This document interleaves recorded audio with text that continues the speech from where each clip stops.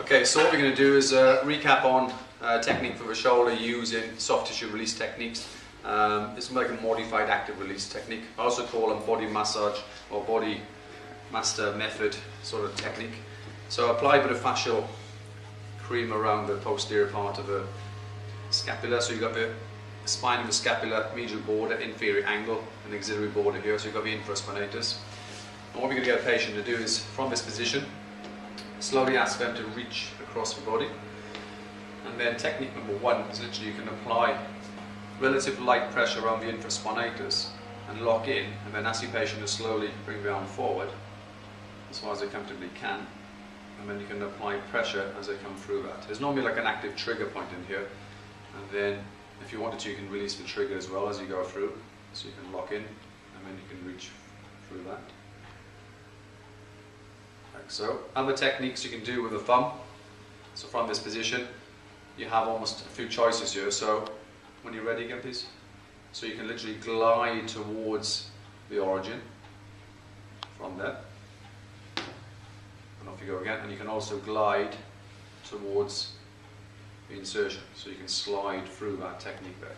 But if you want to do a sliding sort of technique, the one I quite like to do is, if I was to use 2 or 3 fingers and then find the acromion process, or the corner of it, and then from this angle there. So this would be more of a passive technique because I'm doing the movement for my patient and I'm slowly controlling the speed of the arm as I come through that.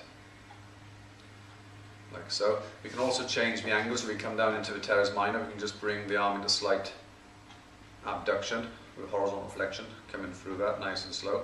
If you get your patient to do the movement, so if they reach forward, so they're reaching forward, so I'm controlling the weight of the arm, so that's more of an active movement. And as I said, if I do the movement for my patient, then that's going to be more passive. If you get a patient to help you, then you can also go active passive, so my patient is bringing the arm whilst I'm controlling the movement, so that'll be like an active passive technique, coming down through that. And again I can come down, it's a little tender point just on that teres minor coming through, like so.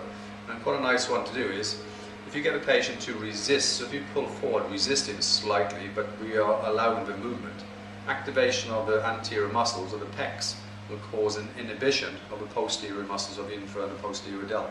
So by resisting forward, just go forward again. So by resisting, all of this becomes relatively relaxed now, and you can work through that.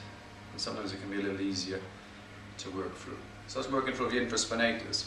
The supraspinatus in the supraspinous fossa, what we can do with this one, I tend to, if you ask the patient to hold the arm in this position, obviously the deltoid is contracted and the trapezius, so it's awkward to get into the supraspinous fossa.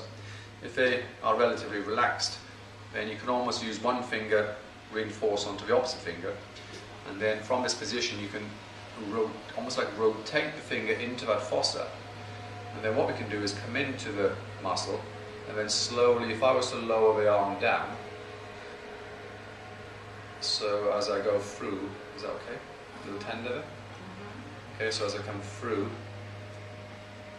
like so. So I'm actually doing the work, so it'll be a passive release technique because I'm doing the movement for my patient. As I'm coming down through that, so nice and slow. There's a little tender point.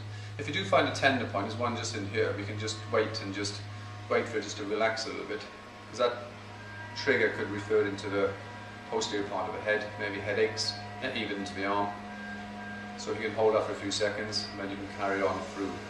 If you ask your patient to slowly push their arm down, so they're adducted, so push your arm down, so that will actually cause inhibition of the supra. So you might find that actually relaxes the muscle a bit easier. So if they were to resist, like an isotonic as they come down, and then you can come through as they're working down through that arm. Okay? Yeah, so you can come into this position again, and then working through.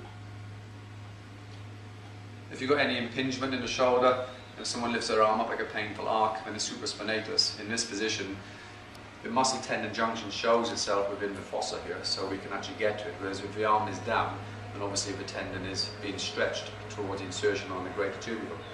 So with the arm up, we can actually get in, and then we can work through that. We can also bring it forward slightly, or we can bring it slightly posteriorly, so we can just change angle. Even in a rotation, you'll find extra rotation will actually shorten the tissue, whereas internal is actually going to relax it as we come down through that. Okay, so there's techniques we can use to release the supraspinatus and infraspinatus with the teres minor. All okay now? Yeah.